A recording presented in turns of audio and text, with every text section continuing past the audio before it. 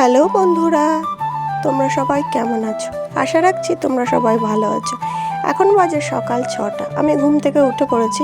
ঘুম থেকে উঠেই দেখি লিও দাঁড়িয়ে আছে, ছাদে সিঁড়িতে এসে দাঁড়িয়ে আছে। আমি কখন দরজা খুলে দেবো, কীরকম বদমাইশিটা শুরু করেছে দেখো। এইসব দেখতে দেখতেই আমার সময় কেটে যায়। ও আমার সঙ্গে যা যা করে আমার সঙ্গে থাকে, এই করতে করতেই আমার সময় কেটে যায়।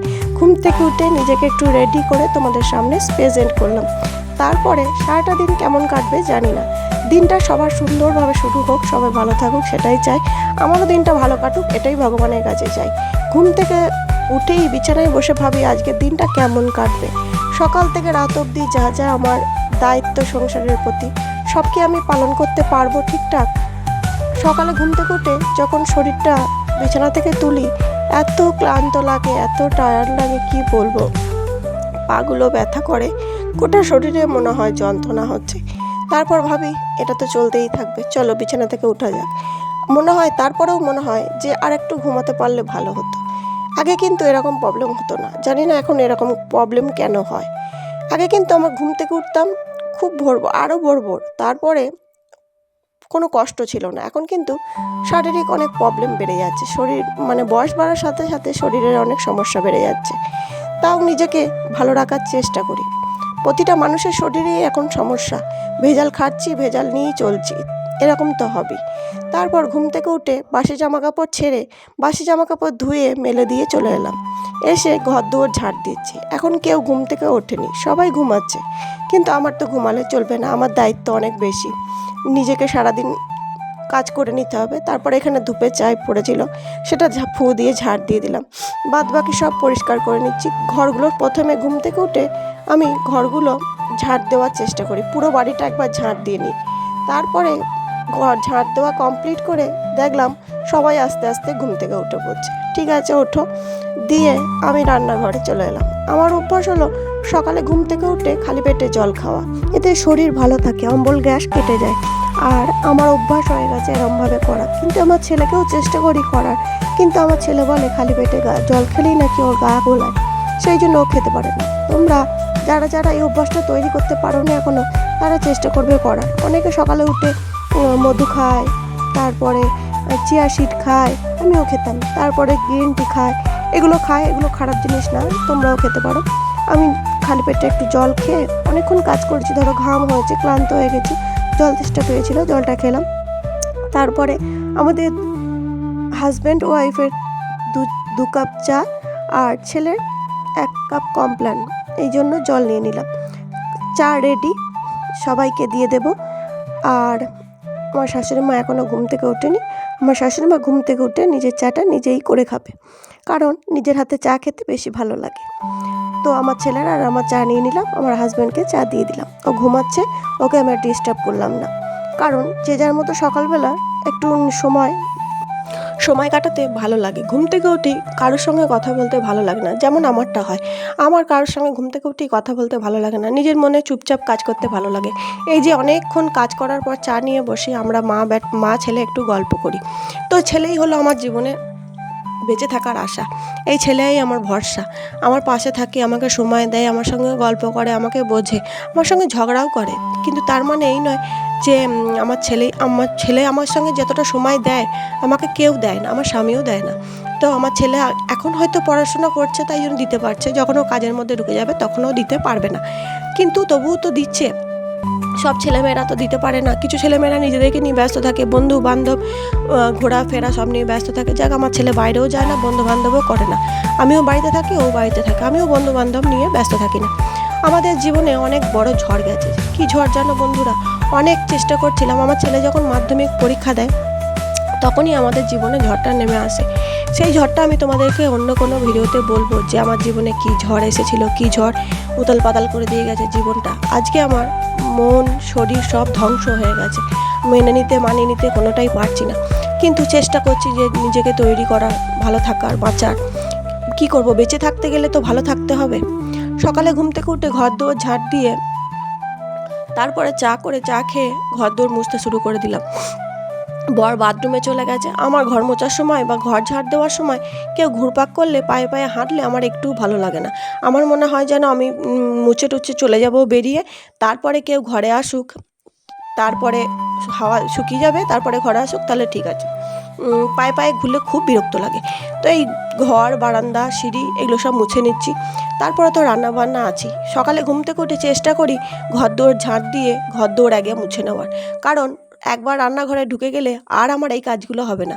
সেই জন্য এই কাজগুলো আগে করে নেওয়ার চেষ্টা করি, তারপরে চলে যাই রান্নাঘরে, ওইদিকে রান্নার ঘরে ঢুকে যাই, রান্না করি।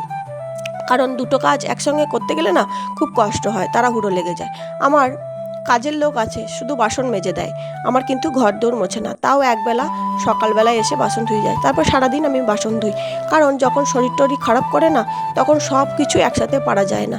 সেই জন্য একটা কাজের লোক রেখে দিয়েছি, যে শুধু আমার বাসন মেজে দেয় আর মাঝে মাঝে কেচে দেয়। তো চলে এসেছি ঘর দৌড় মুছে সেই রান্নাঘরের ঠিকানা। এই রান্নাঘরটা যেটা আমার একান্তই আপন, যেখানে কেউ নাক গলায় না, যেখানে কেউ ঠিক করে দেয় না কি হবে। এই রান্নাঘরটাই আমার একার নিজের, যেখানে সমস্ত কিছু আমার কথা খাটে। সেই জন্য রান্নাঘরটা নিজের মনের মতন করতে চেয়েছিলাম। কতটা পেরেছি জানি না, আর একটু নিজের মনের মতো করার চেষ্টা করছি। হাতে কিছু পয়সা থাকলে আরও কিছু বেটার কিছু করার চেষ্টা করব। যাই হোক, তো আমাদের তো কেনা, তারপরে সাজানো গোছানো তৈরি চলতেই থাকে। আমাদের মেয়েদের নিজেদের ঘর না থাকলেও আমরা ঘর সাজাতে বেশি পছন্দ করি, ঘর গোছাতে বেশি পছন্দ করি, ঘর তৈরি করতে বেশি পছন্দ করি। আমরা শ্বশুরবাড়ি এসেই ভাবি যে আমাদের একটা নিজস্ব ঘর হবে, সংসার হবে, যেখানে শুধু আমার কথায় সব কিছু হবে। সবাইকে, শ্বশুর শাশুড়ি ননদ দেওর সবাইকে সাজিয়ে গুছিয়ে খেতে দেবো, সবাইকে নিয়ে মিলেমিশে চলবো, সংসার করব। এটাই আমাদের প্রত্যেকটা মেয়েরই এটাই চিন্তা থাকে। তারপরে সুন্দর একটা ঘর হবে, যেখানে সব কিছু আমার কথাতে হবে। তো এই নিয়ে আমাদের মেয়েদের জীবন, একটা মেয়ের জীবন 4টে দেওয়ালের মধ্যে রান্নাঘরে রান্না করতে করতে আর সংসার করতে করতেই কেটে যায়। কখন সে বিয়ে হয়ে এলো আর কখন সে 4টে ছাঙায় চলে গেল, সে বুঝতেই পারে না। সময় কখন ফুরিয়ে যায়। মেয়েদের জীবনটা কি করতে এসেছিল আর কি করতে হয়ে যাচ্ছে। এখনকার মেয়েরা অনেক পাল্টেছে। এখনকার মেয়েরা প্রাপ্তবয়স্ক না হলে বিয়ে করে না, ভালো করে পড়াশোনা কমপ্লিট করে, মা বাবার কাছে থাকে, চাকরি বাকরি করে। মা বাবার কাছে থেকে যেটা করা যায় সেটা শ্বশুরবাড়ি এসে হুট করে করা যায় না। তবে অনেক শ্বশুরবাড়ি ভালো, সব কিছু মেনে নেয়। তো মা বাবার কাছে যেটা শুরু করবে সেটা শ্বশুরবাড়ি এসেও করা যায়। হঠাৎ করে কোনো কিছু করলে দৃষ্টিকটু লাগে। যাই হোক, আমাদের বিয়ের পর আমি পড়াশোনা কিছুটা করেছিলাম, তারপর থেমে গেছি। যেটা বাবার বাড়িতে হয় সেটা শ্বশুর বাড়িতে হয় না, সব মেয়ের ক্ষেত্রেই। তো অনেক মেয়ের ক্ষেত্রে জীবনটা আলাদা, কারণ আমরা মানুষ, আমাদের এক একজনের জীবন এক এক রকমের। আমার শাশুড়ি মা এখানে পরিষ্কার করছে, বর্ষাকাল, ভয় করছে, এদিকে যাতায়াত করি, মনে হয় ভেতরে কিছু ঢুকে থাকলে একটা ছবল দিলেও খুঁজে পাওয়া যাবে না কিসে ছবল দিল। আমাদের বাড়িতে প্রচণ্ড সাপ বেরোয়, চন্দ্রপুরার সাপ। তো বর্ষা নেমেছে, ভয় লাগছে। তো আর সকাল সকাল এত মেঘ করে এসেছে, মনে হচ্ছে যে কখন বৃষ্টি নামবে, কিন্তু বৃষ্টি সারাদিনেও হয়নি। আর গাছে কাঁঠালগুলো এত পেকেছে, বাড়িতে সেন বেরোচ্ছে। আর আমি নিচে গেছি গোজা ফেলতে, সকালে সেই থাকে না ময়লাগুলো, ডাস্টবিনগুলো ফেলতে গিয়ে দেখি ও বসে আছে দরজার সামনে। 20 বছর সংসার করছি, কোনোদিন ওকে ভেতরে আসতে দেখিনি।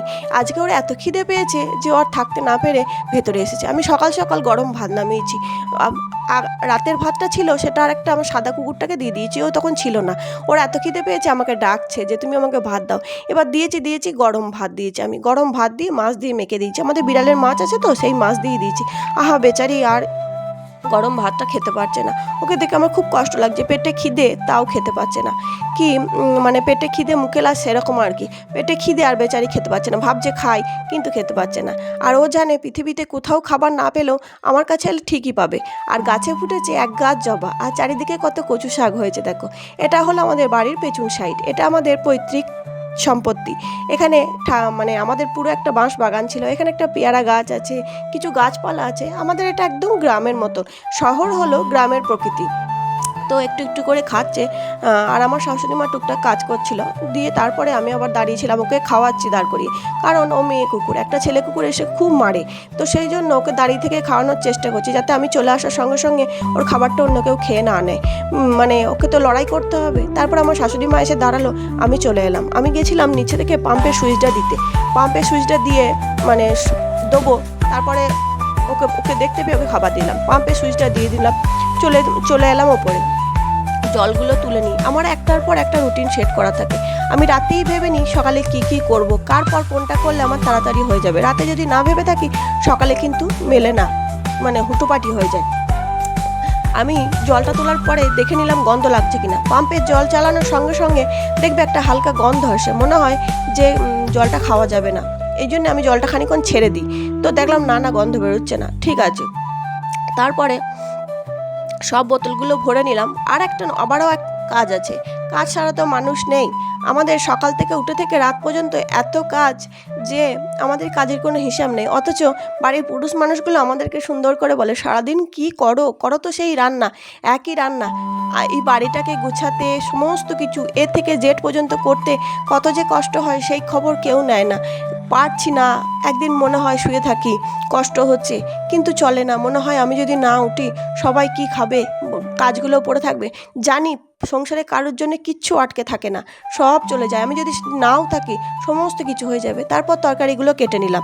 তরকারি কেটে কী কেটেছি দেখো তরকারিতে, কুমড়ো দিয়ে, পেঁয়াজ দিয়ে বড়া, ভেন্ডি ভাজা, পটল আলুর তরকারি, তারপরে ডিম পোচ, এগুলোই হবে আজকে। ডাল হয়েছে, ভেন্ডি ভাজা হয়েছে, পটল আলুর তরকারি, আর বাঁধাকপি কুমড়ো কুচি পেঁয়াজ দিয়ে একটা বড়া। তারপরে আবার বেলায় আলু দিয়েও বড়া করেছিলাম।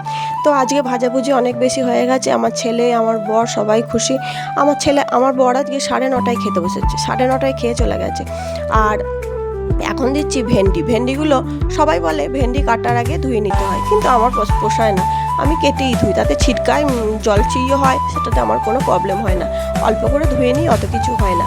তো যাই হোক, ভেন্ডিটা দিয়ে দিলাম, একটু নুন হলুদ দিয়ে ভালো করে ভেজে নেব।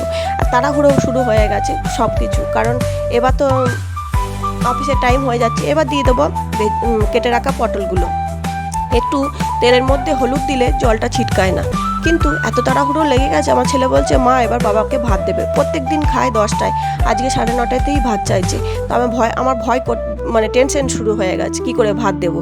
এদিকে ভেন্ডি ভাজাটাই শুধু সবে বসেছে, পটল আলুর তরকারি হবে এখনও, তারপরে বড়া হবে। আমি ভাবছি যে ভেন্ডিটা তুলেই বড়াগুলো করে নিই, তাহলে ডাল, ভেন্ডি ভাজা আর বড়া ভাজা দিয়ে খেতে দিয়ে দিতে পারবো।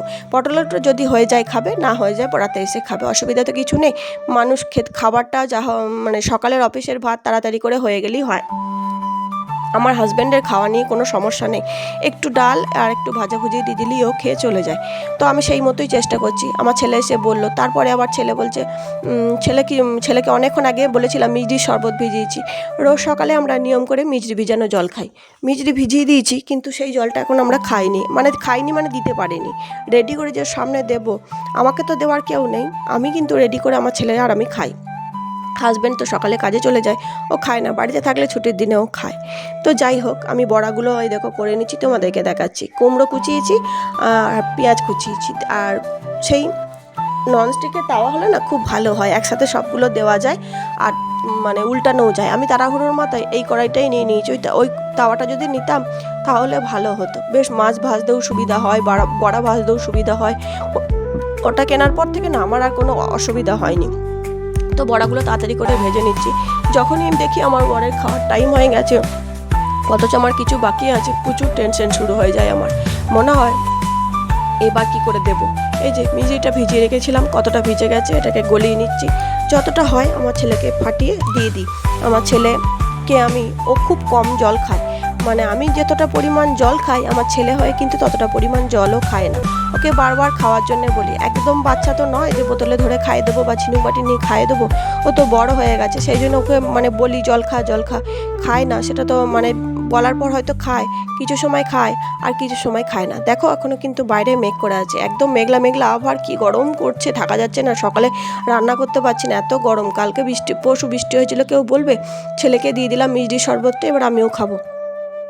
ওকে দিচ্ছি, ওর খাওয়া হয়ে গেলে আমি চলে যাব। সবার সামনে হাসি মুখে থাকার চেষ্টা করি, কারণ আমাকে দেখে যেন ওরাও খুশি থাকে। তারপর আমার হাজব্যান্ড খেয়ে রওনা দিল। ঠাকুর ঘরে হচ্ছে মায়ের পুজো, দেখলাম যে পুজো হচ্ছে, তাই তোমাদের সাথে ভিডিও ক্লিপটা শেয়ার করলাম। আমাদের সকালে পুজো করতে আসা হয় না, কারণ আমাদের পুরোহিত আছে, পুরোহিত এসে বাড়ির পুজো করে দিয়ে যায়। আমাদের প্রতিষ্ঠা করা কালী ঠাকুর তো, সেই জন্যে আমাদের মেয়েদের পুজো করা হয় না। আমার শাশুড়ি মা জোগাড় দিয়ে দেয়, আর আমাদের পুরোহিত এসে পুজো করে দিয়ে যায়। আজকে দুধ ছিল, রাতের দুধ, কালকের দুধ নিয়েছিলাম কিন্তু দুধটা বেঁচে গেছিলো, ওঠেনি। তো আমার ছেলেকে জিজ্ঞেস করলাম দুধ মুড়ি খাবি? বললো হ্যাঁ হ্যাঁ কোনো ব্যাপার না, যা হোক খেলেই হলো। তো দুধ দিলাম, চিনি দিলাম, আর মুড়ি দিলাম, আর দুটো করে মেরি বিস্কুট ছেলের হাতে দিয়ে দিলাম ছেলের খাবার, আমার হাতে নিয়ে নিলাম আমার খাবার। আর শাশুড়ি মা একটু পরে খাবে, এখনও নিচে পুজো কমপ্লিট হয়নি বলে শাশুড়ি মা খায়নি। শাশুড়ি মায়ের যেহেতু পুজোর দায়িত্ব, ঠাকুরঘরের পুজো হয়ে যাওয়ার পর আমার শাশুড়ি মা খায়। যদি খুব দেরি হয় পুজো করতে আসতে তখন খেয়ে নেয়, কিছু করার থাকে না। তো আমি আর আমার ছেলে নিয়ে বসেছি, এখনও খাইনি, এবার খাবো। আজকে মনে মনে ভেবেই রেখেছিলাম আজকে আমার ছাদ বাগানটা পরিষ্কার করব। বাপের বাড়ি যাওয়ার আগে খুব একটু পরিষ্কার করে দিয়ে গেছিলাম, কিন্তু খুব পরিষ্কার করা হয়নি। আমাদের এই ছাদটা খুব একটা ভালো নয়, সেই জন্য আমার হাজব্যান্ড সবসময় বলে এই ছাদের ওপর লোড দেবে না, ওইদিকে ছাদটা দেবে, কোনো অসুবিধা নেই। আর এইখানে একটা টব ছিল যেটা অনেক দিন ধরে ভাবছিলাম যে ঠিক করব, কিন্তু ঠিক করা হচ্ছিল না। সেই প্লাস্টিকের একটা ফিল্টারের ওপর টবটা বসানো গাছটা বসানো হয়েছিল, সেটাই দীর্ঘদিন ধরে ছিল। সেটাকে ভেঙে একটা টবের মধ্যে দিলাম, সেটাকে জায়গাটা পরিষ্কার করে দিলাম। যে কোনো জায়গা তুমি যাই করো সুন্দর করে রাখতে হবে, তবে সুন্দর থাকবে। কোনো কিছু সুন্দর করে না রাখলে সুন্দর কিন্তু থাকে না। তোমাকে আমি যে গাছপালা লাগিয়েছি যদি আমি সুন্দর করে রাখতে পারি তবেই কিন্তু থাকবে। আমি ওই টিনটা সরাতে পারছিলাম না, আমার ক্ষমতা নেই ওটা সরানোর। আমাদের বাড়িতে যেটা সব থেকে আমরা সবাই যেটা পারি না, সেটার জন্য আমার শাশুড়িকে ডাকা হয়। তারপর আমি কাজ করছিলাম, আমার শাশুড়ি মা ওপরে এলো, এটা টিনটা সরিয়ে দিল, আমার ছেলে ডাকলো। আমি বলিনি কিন্তু আমার শাশুড়িকে কিছু করতে, আমার শাশুড়ি বললো আমি ধুয়ে দিই। দাও। তখন অনেক বেলা বেজে গেছে, 12টা। চান টান করে হাসি মুখ নিয়ে তোমাদের সামনে চলে এলাম। আমি যদি হাসি মুখে না আসি তোমাদের কি দেখতে ভালো লাগবে? আমি যদি বারবার বলি আমার কষ্ট তোমাদের ভালো লাগবে না। আমি মানুষকে চেষ্টা করি হাসি মুখে সব দুঃখ কষ্ট ভুলে যাওয়া। চান করে আসার পরে 12টা বেজে গেছে, অনেকক্ষণ আগে জলখাবার খাওয়া হয়েছে। ছেলেকে বললাম ছোলা আছে মেখে দেবো, খাবি? বললো হ্যাঁ দাও খাবো। একটু লেবু দিয়ে, একটু নুন দিয়ে, একটু লঙ্কা দিয়ে, একটু পেঁয়াজ দিয়ে সুন্দর করে একটু ভিজানো ছোলা মাখিয়ে দিলাম। আমি খেয়ে বললাম তোমাদেরকে কেমন হয়েছে। সত্যি বলছি সুন্দর হয়েছে, তোমরা এরকম করে রেখো, মেখে খেয়ে দেখো। এটা কিন্তু সেদ্ধ ছোলা না, এটা কাঁচা ছোলা। আমি কিন্তু ছেলেকে এরকম মাঝে মাঝেই বানিয়ে দিই, ছেলে খায়। আর আমাদের পাশের বাড়ির একজন কাঁঠাল দিয়ে গেছিলো, আমি খাজা কাঁঠাল খেতে ভালোবাসি বলে, কিন্তু এটা খাজা কাঁঠাল হলেও খুব নরম হয়ে গেছে, তলতল করছে। তো আমি খাওয়ার পর আমার ছেলে আমাকে রাগাচ্ছে, হাসছি। আমার ছেলে একদম কাঁঠাল পছন্দ করে না, আর আমার শাশুড়ি মাকে একজন দিয়েছিল, আর আমি খাজা কাঁঠাল খেতে ভালোবাসি বলে আমাকে 4 পিস দিয়েছে। আর দুপুরের খাওয়া দাওয়া শুরু করলাম। তারপরে বিকালে হাঁটতে বেরিয়েছি আমি আর আমার শাশুড়ি মা। আজকে ছেলে বেরোয়নি, ছেলে ওর বন্ধুর সঙ্গে একটু গল্প করছে। এখানে আমাদের জগন্নাথের রথ হয়, আমাদের স্নান যাত্রায় রথ হয়েছিল, বৃষ্টির জন্য আসতে পারিনি, তোমরা তো জানো, ভিডিওর মাধ্যমে জানিয়েছিলাম। দুটো মেলা আছে, একটা খেলাধুলার মেলা আর একটা খাওয়া দাওয়ার মেলা। তো অত দূর অবধি হাঁটতে গেছিলাম, তাই দেখতে গেলাম। তারপর দেখছি ছেলেরা ভেতরে ফুটবল খেলছে, অনেকজন বসে গল্প করছে। তারপর এখানে একটা ঘাট আছে, ঘাটটা খুব সুন্দর। এই দোকানে গেলাম, দেখলাম ফুলের টব আছে কিনা। সে বলছি ফুলের টব আছে, আর একজন আমাকে বলছে চপ, এটা কি চপের দোকান? কীরকম পাগল বলো, ওটা কি চপের দোকান হয়? আমি তো জানি ওটা চপের দোকান নয়। তো বলছে যে, আমি বললাম ঠিক আছে, এটা চপের দোকান নয়, আমিও জানি। আর ঘাটটা কত সুন্দর লাগছে দেখো, মানুষ বসে আছে গল্প করছে। তবে ছেলে ছোকরারা আছে তো এখানে বেশিক্ষণ দাঁড়ানো যাবে না। তোমাদেরকে একবার প্রকৃতিটা দেখিয়ে দিয়ে তারপরে আমিও চলে যাব। আর রাস্তায় আস্তে আস্তে দেখছি বিরাট ঝামেলা। একটা ছেলে আর একটা মেয়ে কোর্টে এসেছিলো, তারপরে ওদের কোর্টে রায় হওয়ার কথা ছিল, ও ছেলেটা আবার অন্য একজন মেয়েকে নিয়ে চলে এসছে। দিয়ে সেই ঝামেলা দেখতে গিয়েও একটুখানি দাঁড়ালাম। দিয়ে আমরা চলে এসেছি রাস্তার ধারে। যাওয়ার সময় একটা গাছ দেখে গেছিলাম, আমি তো গাছপ্রেমী, তাই রাস্তায় যখন হাঁটি না, হাঁটতে হাঁটতে দেখি চারিদিকে কোনো গাছ আছে কিনা, তাহলে বাড়ি নিয়ে যাব, সেটাকে একটা নতুন জায়গায় নতুন পরিবেশে মানুষ করব। তো দেখতে পেয়ে গেছি একটা গ্যাদা গাছ। শাশুড়ি মাকে বলে দিয়েছি এখানে একটা গ্যাদা গাছ আছে। শাশুড়ি মা বলছে ঠিক আছে তুই বলবি, আমি তুলে দেবো। শাশুড়ি মা তুলে দিল, বাড়ি নিয়ে আসলাম, ছোট ছোট করে কেটে নিলাম, প্রত্যেকটা টবে লাগিয়ে দিলাম। লাগিয়ে দিয়ে একটু হালকা করে জল দিয়ে দিলাম। মেঘ করে আছে, যদি বৃষ্টি হয় খুবই ভালো হয়, তাহলে গাছগুলো লেগে যাবে। আর রাত্রি বিকালেই গাছ লাগাতে হয়, তাহলে ভোরের শিশিরটা পায়, ঠান্ডা পায়, 12 ঘন্টা ঠান্ডা পেলে গাছটা বেশ লেগে যায়। আর সকালে গাছ লাগালে কি হয়, রোদের তাপে গাছটা ঝিমিয়ে যায়, সেই গাছটা লাগতে চায় না। তো অনেক সারাদিন বকবক করলাম, আজকের মতো টাটা। সবাই ভালো থেকো, সুস্থ থেকো, স্মাইল করতে থাকো, টাটা।